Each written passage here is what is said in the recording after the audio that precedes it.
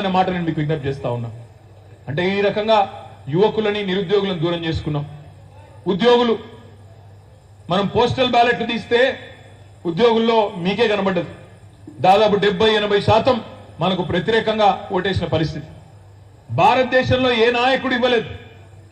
73% జీతం పెంచిన నాయకుడు 9 ఏళ్లలో బహుశా భారతదేశ చరిత్రలో ఏ ముఖ్యమంత్రి చేయని పని కేసీఆర్ గారు చేసినారు. 73% ప్రభుత్వ ఉద్యోగుల జీతం పెంచి కేంద్ర ప్రభుత్వ ఉద్యోగుల కంటే ఎక్కువ జీతం ఇచ్చే రాష్ట్రం తెలంగాణ. కానీ ఉద్యోగులు దూరమైంది. ఎందుకు దూరమైండ్రు? వాళ్లకు 73% పెంచింది ఎక్కడో పోయింది, అది మర్చిపోయిండ్రు.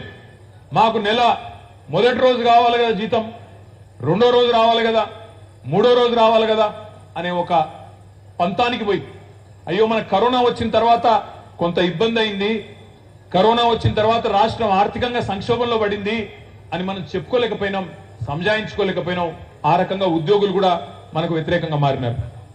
ఇట్లా ప్రతి వర్గం కూడా మనకు ఓటు వేయకుండా దూరంగా ఉన్న ప్రతి వర్గం ఏదో ఒక కారణం వల్ల ఇవాళ మనకు దూరమైంది. రైతుల గురించి ఆలోచిస్తే బహుశా భారతదేశ చరిత్రలో కేసీఆర్ చేసినంతగా రైతులకు మేలు చేసిన ముఖ్యమంత్రి అయితే ఎవరు లేరు. ఈ మాట వాస్తవమా కాదా మీ చప్పట్లతో చెప్పాలని చెప్పి నేను కోరుతా ఉన్నా.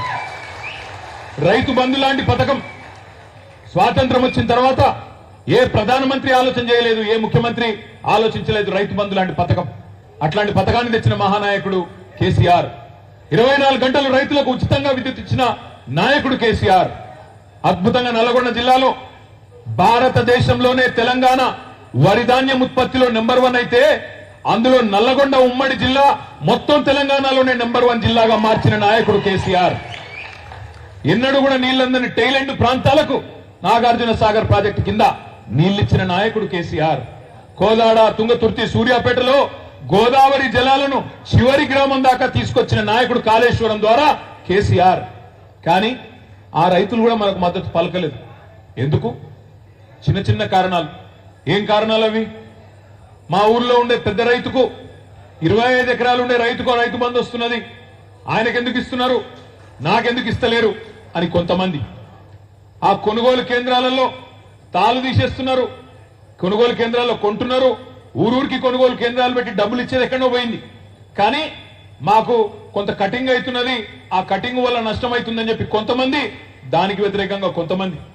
ఈ రకంగా చిన్న చిన్న కారణాలు మనం సరిగా చెప్పకపోవడం వల్ల, మనం సరిగా చెప్పుకోకపోవడం వల్ల, వాళ్ళకు సంజాయించుకోకపోవడం వల్ల కొంత నష్టం జరిగింది. అదేవిధంగా మనం చెప్పుకోలేదు. కాంగ్రెస్ వల్ల దౌర్భాగ్యపు చరిత్ర మీకు తెలుసు. ఈ జిల్లాలో, నల్లగొండ జిల్లాలో కాంగ్రెస్ గతంలో ప్రభుత్వంలో ఉన్నప్పుడు పాపాన్ని పెంచినట్టు ఫ్లోరోసిస్ అనే భూతాన్ని పెంచి ఈ జిల్లాలో 1,00,000 మంది బిడ్డల్ని జీవోత్సవాలుగా మారిస్తే ఆ భూతాన్ని తరిమి కొట్టింది కేసీఆర్. అందుకే ఆయన కోటేయాలన్న మాట మనం చెప్పుకోలేదు. మిషన్ భగీరథ గురించి గొప్పగా చెప్పుకోలేదు, మనం గట్టిగా చెప్పుకోలేదు. కాంగ్రెస్ వాళ్ళు చేసిన ద్రోహాన్ని ప్రజలు 10 ఏళ్లలో మర్చిపోయినా మనం వారికి గుర్తు చేయడంలో ఫెయిల్ అయినాం. అదేవిధంగా కాంగ్రెస్ వాళ్ళు ఈ జిల్లాలో తాము అధికారంలో ఉన్నప్పుడు వాళ్ళ ఆకారాలు పెరిగినాయి తప్ప ఒక్కటంటే ఒక్క మెడికల్ కాలేజ్ ఇయ్యలే. కానీ కేసీఆర్ 10 ఏళ్లలోనే 3 మెడికల్ కాలేజీలు ఇచ్చిన విషయాన్ని కూడా చెప్పడంలో మనమే విఫలమైనం. సూర్యాపేటలో, నల్లగొండలో, యాదాద్రిలో 3 మెడికల్ కాలేజీలు ఇచ్చిండు కేసీఆర్. 56 ఏళ్లలో ఒక్క మెడికల్ కాలేజీ ఇయ్యలేదు కాంగ్రెస్ అని చెప్పడంలో మనం ఫెయిల్ అయినాం. గురుకుల పాఠశాలలు 1000 గురుకుల పాఠశాలలు పెట్టి ఎస్సీ, ఎస్టీ, బీసీ, మైనారిటీ పిల్లలకు అద్భుతంగా చదువు చెప్పిండు కేసీఆర్. 20 లక్షల మంది, 20 లక్షల స్కాలర్షిప్ ఇచ్చి విదేశాలకు పంపిండు కేసీఆర్ అనే మాట విద్యార్థుల తల్లిదండ్రులకు కానీ విద్యార్థులకు కానీ చెప్పడంలో మనం ఫెయిల్ అయినాం. ఫెయిల్ అయింది మన నాయకుడు కాదు, తప్పు ప్రజలది కాదు. తప్పు ఎవరిది అంటే తప్పకుండా మనదే. నాయకులు ఇక్కడ కూర్చున్న నాయకులు, ఇక్కడ కూర్చున్న నాయకులు, తప్పు మనది తప్ప తప్పు ప్రజలది కాదు, తప్పు కేసీఆర్ది కాదు. కేసీఆర్ మనని నమ్ముకున్నాడు, కేసీఆర్ మనని నమ్ముకున్నాడు. మా వాళ్ళు ఉన్నారులే, చూసుకుంటారులే, బ్రహ్మాండంగా గెలిపించుకొస్తారులే అని కేసీఆర్ గారు అనుకున్నారు. ప్రజలు పాపం అవతల వాళ్ళు చెప్పే అబద్ధాలకు వాళ్ళు మోసపోయింది. పెద్దలు ఎప్పుడో చెప్పినారు మన వాళ్ళు, నిజం కడప దాటే లోపల అబద్ధం ఊరంతా తిరిగి వస్తుంది. ఇవాళ వాస్తవం ఏంది? 10 ఏళ్ల నిజం ముందు ఈ 100 రోజుల అబద్ధం ఇయ్యాల కనబడుతున్నది ప్రజలకు అనే మాట నేను మీకు విజ్ఞప్తి చేస్తా ఉన్నా. ఇవాళ ఏ ఊరికి మన నాయకులు పోయినా ప్రజలు అంటున్నారు, అయ్యో మేము ఇట్లా అవుతుంది అనుకోలేదు సార్, మేము ఇట్లా అవుతుంది అనుకోలే, కేసీఆర్ ముఖ్యమంత్రిగా ఉండడం మేము అనుకోలే, ఇంత మోసం జరుగుతుంది అనుకోలేదు అనే మాట ఇవాళ ప్రజలు బాధపడుతూ రైతులు గాని ప్రజలు గాని చెప్తా ఉన్నారు. మొన్న ఒక వీడియో వచ్చింది సోషల్ మీడియాలో, మల్లయ్య గారు అనే రైతు, మూషంపల్లి పక్కనే ఉంటది ఇక్కడనే, ఆ మల్లన్న అనే రైతు మాట్లాడితే నా కళ్ళకి నీళ్ళు వచ్చినాయి. ఆయన అంటున్నాడు, ఇగో సారు కేసీఆర్ సారు, నువ్వు మళ్ళా రావాలి, నువ్వు ఉన్నప్పుడే మేము మంచిగా బతికినాం, నువ్వు మళ్ళా రావాలి సారు అని చెప్పి ఆ మల్లయ్య గారు మాట్లాడుతుంటే చూసిన ప్రతి ఒక్కరికి, మనిషి అనే ప్రతి ఒక్కరికి గుండె ఎక్కడ కలుక్కుమన్న మాట వాస్తవం అనే మాట కూడా ఈ సందర్భంగా నేను మీకు విజ్ఞప్తి చేస్తా ఉన్నా. అదే మూషంపల్లిలో ఉండే బోర్ల రామరెడ్డి గారు 10 ఏళ్ల పాటు బోర్లేసి అక్కడ పడలే రామన్నకు, కానీ ఇవాళ రామరెడ్డి అన్న కూడా మళ్ళా బోర్లు వేసుకుంటున్నాడు, బొక్క బోర్ల పడే పరిస్థితి మళ్ళా వ్యవసాయానికి వచ్చిందని బాధపడతా ఉన్నాడు. ఈ పరిస్థితి, ఈ వాస్తవాలు ప్రజలకు తెలవడానికి ఎక్కువ సమయం పట్టలే. 100-110 రోజుల్లోనే ప్రజలకు కూడా మళ్ళొక్కసారి మోసపోయి కేసీఆర్ చెప్పినా అయినకుండా మోసపోయినామనే మాట అందరికి అర్థమైంది కాబట్టి నేను అంటా ఉన్నా, కృష్ణారెడ్డి గారు గెలుస్తారు అనే మాట నేను ఎందుకంటున్నా అంటే ప్రజలకు ఆల్రెడీ అర్థమైంది, మనకు అర్థం కావాలి. ప్రజలకు అర్థమైందన్న మాట మీకు అర్థం కావాలి. మీకు అర్థమైతే మీరు గట్టిగా పనిచేస్తే ఫలితం వస్తుంది. ఫలితం ఎట్లా వస్తుంది? మొన్ననే ప్రభుత్వం వచ్చింది కదా అని ఎవరన్నా నిరాశలో ఉంటే వాళ్ళకి నేను యాద్ చేస్తున్నా. 2018లో ఆనాడు జిల్లా మొత్తం మనమే గెలిచినాం, 12కి 11 గెలిచినాం, ఒక మునుగోడు తప్ప అని గెలిచినట్టున్నాం. ఆనాడు 12కి 2018లో డిసెంబర్లో జరిగిన శాసనసభ ఎన్నికల్లో 12కి 11 మనమే గెలిచినాం. నల్గొండ పార్లమెంట్లో అయితే 6 గెలిచినట్టున్నాం. ఒక ఇందులో 6 అందులో 6 గెలిచినాం. ఇందులో 6 అందులో 6 అవు అంతే. జిల్లాలో 10 గెలిచినాం. ఈ పార్లమెంట్లో 6 సీట్లు గెలిచినాం, ఆ పార్లమెంట్లో 6 సీట్లు గెలిచినాం. కానీ పార్లమెంట్ ఎన్నికల్లో ఏం జరిగింది? నల్గొండ పార్లమెంట్ ఓడిపోయినాం, భువనగిరి పార్లమెంట్ కూడా 5,000 ఓట్లతో ఓడిపోయినాం.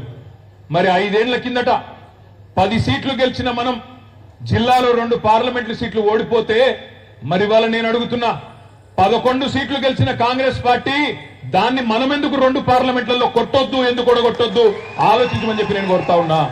వాళ్లకు సాధ్యమైంది మనకెందుకు సాధ్యం కాదు? ఆలోచించండి, ఆలోచించి పనిచేయండి అని కోరుతా ఉన్నా. టైం ఉంది, తొందరేం లేదు. ఇవాళ ఏప్రిల్ 1, ఇంకో మాటలు చెప్పాలంటే దీన్ని అచ్చే దిన్ దివస్ అని కూడా అంటారు. ఎందుకంటే అచ్చే దిన్ అని చెప్పి మోసం చేసిన ఆయన ఒక పెద్ద మనిషి ఉన్నాడు. అందుకే ఇవాళ రేపు దీన్ని ఏప్రిల్ ఫూల్స్ డే అంటలేరు, ఏప్రిల్ 1ని అచ్చే దినం అంటారు దీన్ని. అట్లాంటి ఒక పెద్ద మనిషి, ఇంకోవైపు 100 రోజుల అబద్ధం ఈ కాంగ్రెస్ పార్టీ ప్రభుత్వం, ఈ రెండింటినీ ఇవాళ ప్రజలు సునిశ్చితంగా చూస్తా ఉన్నారు, జాగ్రత్తగా చూస్తున్నారు. ప్రజలేం మర్చిపోలేదు. రేవంత్ రెడ్డి గారు ముఖ్యమంత్రి అయినాడు ఏం చెప్పిండు? మీరు డిసెంబర్ 9 నాడు నేను వస్తున్నా, ఉరకండి, మీరు బ్యాంకుకి ఉరుకులు పరుగుల మీద పోయి లోన్ తీసుకోనోళ్ళుంటే తెచ్చుకోండి, 2 లక్షల రుణమాఫీ నేను చేస్తా డిసెంబర్ 9కి అని మనం అడగలేదు, ఆయననే చెప్పిండు. మరి వాళ్ళ డిసెంబర్ 9 పోయింది, జనవరి 9 పోయింది, ఫిబ్రవరి 9 పోయింది, మార్చి 9 పోయింది, ఇంకో వారం రోజుల్లో ఏప్రిల్ 9 వస్తున్నది. రైతులను అడుగుదాం మనం, అయ్యా మేము అడగలేదు, డిసెంబర్ 9 చెయ్యి అని మెడ మీద కత్తి పెట్టలేదు. రేవంత్ రెడ్డి గారే చెప్పిండ్రు 2 లక్షల రుణమాఫీ చేస్తా అన్నాడు. కానీ ఇలా ఏం జరుగుతున్నది? రైతుల్లో ఏం చర్చ జరుగుతున్నది? అవే బ్యాంకులు రుణమాఫీ జరగలేదని చెప్పి, లోను కట్టలేదని చెప్పి నోటీసులు పంపుతున్నారు, ఆస్తులు జప్తు చేస్తామని చెప్పి ఇవాళ బెదిరించే పరిస్థితి వచ్చింది. అందుకే నేను అంటా ఉన్నా, నల్గొండ పార్లమెంటు పరిధిలోని రైతన్నలకు నేను విజ్ఞప్తి చేస్తా ఉన్నా, డిసెంబర్ 9 నాడు 2 లక్షల రుణమాఫీ జరిగిన వాళ్ళందరూ, 2 లక్షల రుణమాఫీ పొందిన వాళ్ళందరూ కాంగ్రెస్ పార్టీ కోటేయండి, మిగతా వాళ్ళందరూ కంచర్ల కృష్ణారెడ్డి గారు కోటేయండి అని నేను విజ్ఞప్తి చేస్తా ఉన్నా. మోసపోయిన వాళ్ళు మా కోటేయండి, నిజంగా రుణమాఫీ